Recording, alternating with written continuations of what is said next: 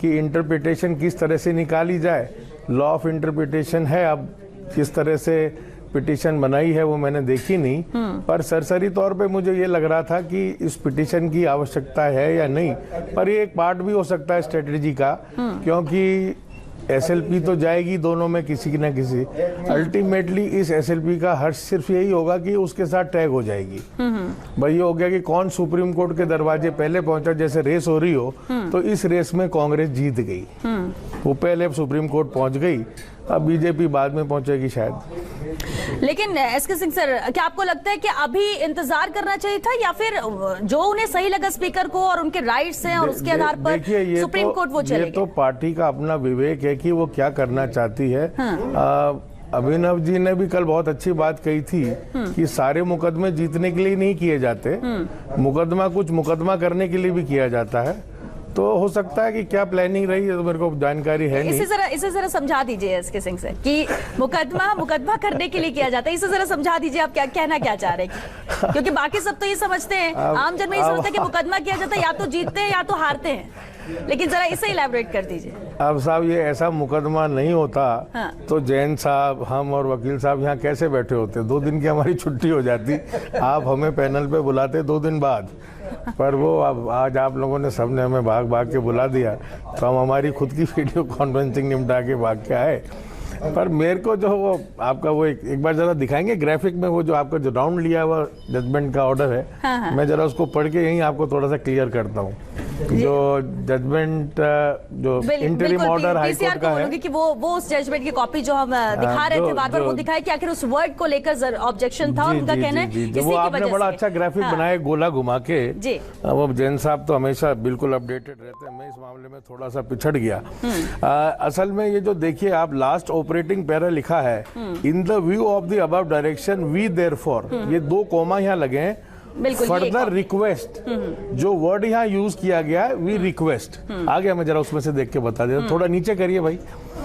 We request, further request the honourable speaker. Honourable speaker से क्या request कर रहे हैं साहब? थोड़ा नीचे करें प्लीज, ऊपर वाला पैरा दिखाए। ये एक यहाँ पर है और एक ये लास्ट में जो लिखा है कि डायरेक्ट, हाँ भाई यहीं रखिएगा।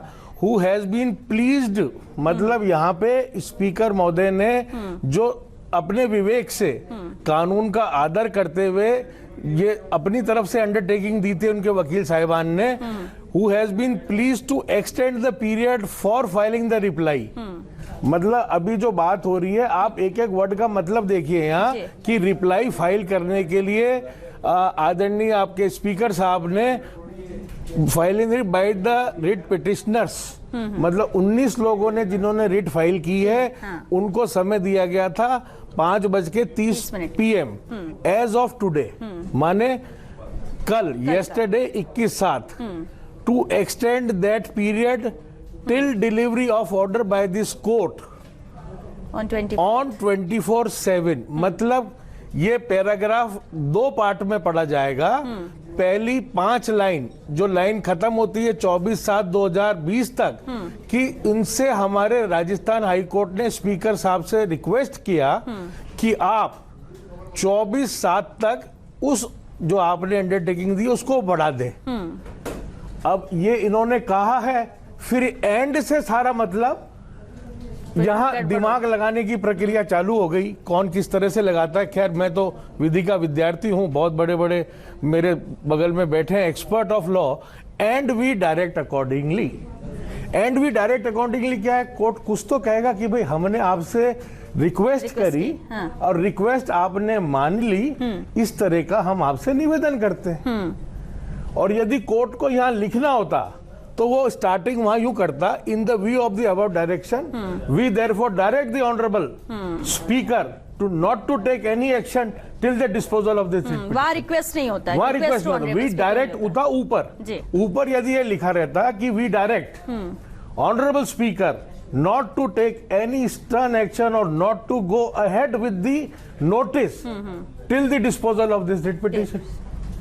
तो जो नेक्स्ट में डायरेक्ट है, अभी एक बहुत बड़ा न्यायालय है, इस देश की सबसे बड़ी न्याय की संस्था है, तो वो रिक्वेस्ट कर रही है और जो उन्होंने रिक्वेस्ट करी है उसके लिए उन्होंने डायरेक्शन दिया। अब भैया एक नीचे वाला पैरा दिखा दो, इसके नीचे वाला प्लीज।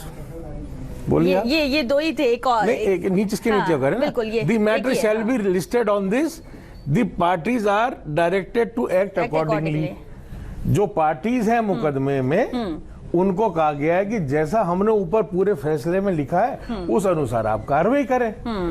तो जहां तक मेरी मंद जितनी भी जानकारी है कानून की, तो इस तरह की पिटीशन सुप्रीम कोर्ट संभवतः एंटरटेन नहीं करेगा, और कहीं ऐसा ना हो कि एडमिशन स्टेज पे ही खारिज हो जाए। क्योंकि सुप्रीम कोर्ट ये बोलेगा कि आपके पास एक दिन का समय है, एक दिन के लिए आप क्या रिलीफ लेना चाहते हैं। आज की तारीख है 22 जी। 22 तारीख में वो लगी है, बज गया 1:30, अभी तक बेंच का फॉर्मेशन नहीं हुआ है।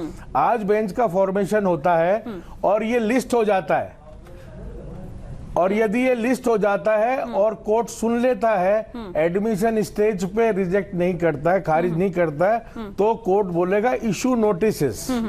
नोटिसेस माने कानून दोनों पक्षों को सुनने के बाद निर्णय लेता है, तो नोटिस इशू होगा कल की डेट के लिए।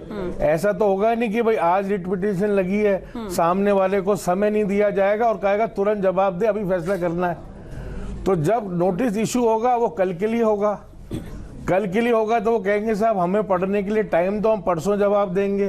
कोर्ट परसों जवाब देगा, तरसों ये इन्फेक्शियस हो जाएगी। ठीक। तो मैं समझता हूँ शायद मेरे इस भाव से भी जैन साहब इत्तेफाक रखेंगे कि इस समय कोई रेलेवेंस इतना था नहीं।